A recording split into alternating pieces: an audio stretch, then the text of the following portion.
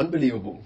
Yeah, I said to the players the other day after the Fulham game that it's remarkable for any team in the world, I would say.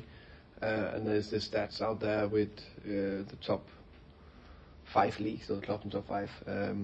Obviously, Reims in France is doing an unbelievable job as well.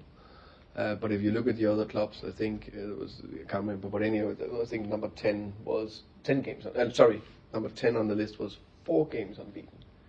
That just shows how difficult it is. So, just show how incredible big praise we have to give to the players for the job they have done. And next question, then you as a head coach, you worry how can we keep it up? How can we keep continuing?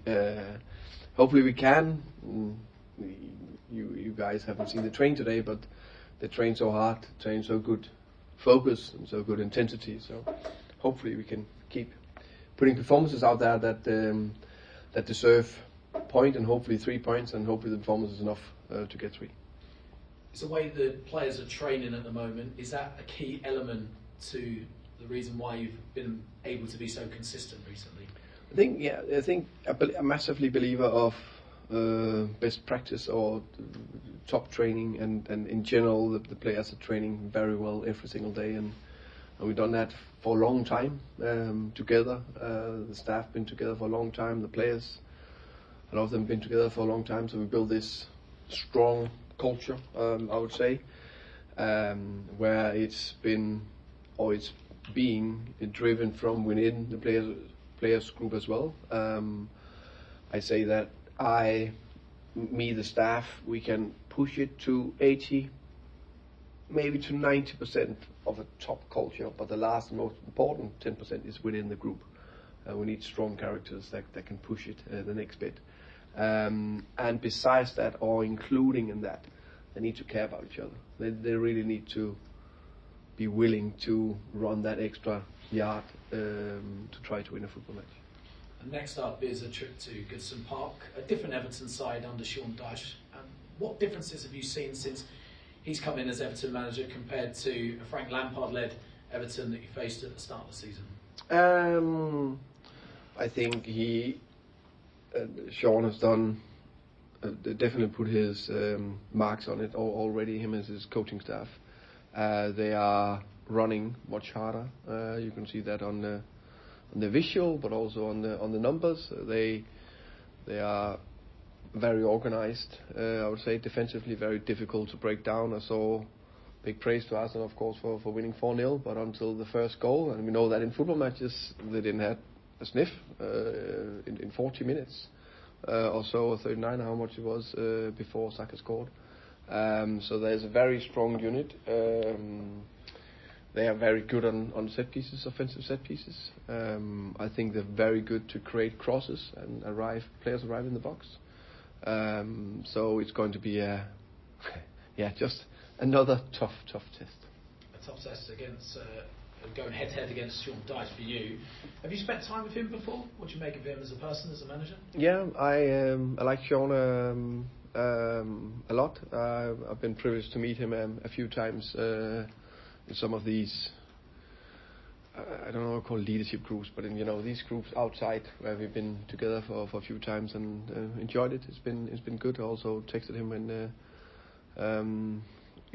he got the job in Everton, and said welcome back to the Premier League, where he deserves to be, where he should be. So I think he's a coach that's done so much good for the league. So I like to see him in it.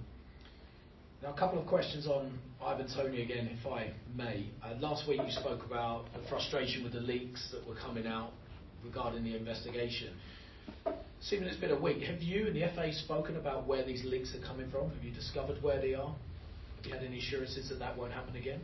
I haven't been interested in it or spoke to them, or we haven't had contact. And I think I like to understand the interest for the story, but I think until we have a decision on these betting offences, I don't think we should speak about it. There'll come a decision one way or another, and when that decision is made, then I think it's I don't know if you're interested, but I understand that you guys like to ask questions about it, and I need to give some answers.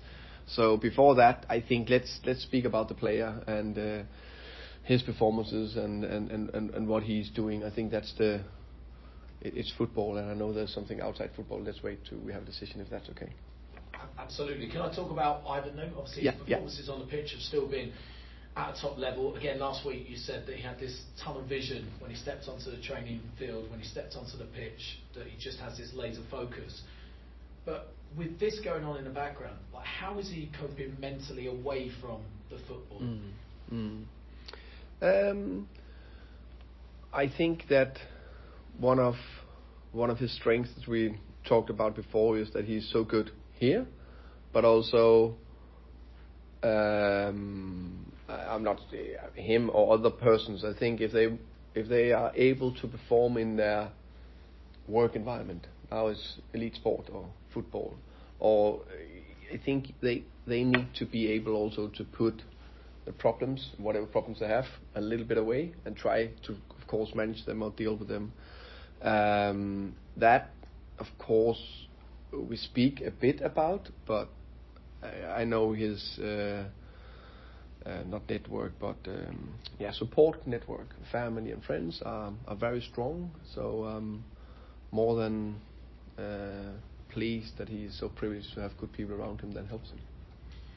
Let's move on to Everton again. Just the team news ahead of that one. I know you spoke previously. Keane Lewis-Potter picked up an injury. You were potentially going to have an update for us. Have you got an update? Yeah, I have. Unfortunately, a knee injury that will keep him out for 1 to 2 months. Hopefully we'll come back in soon. I think he's very unlucky. It was in a in-house game we had. He started the season quite well, got into the team, looked sharp, got injured, came back, and finally fighting his way back in to get minutes against Crystal Palace. Looked sharp again, and been looking sharp in the weeks going up to it. So, but unfortunately, that's part of life and part of football that they get injuries to some of the players, and he will come back stronger, and we look forward to seeing him back soon.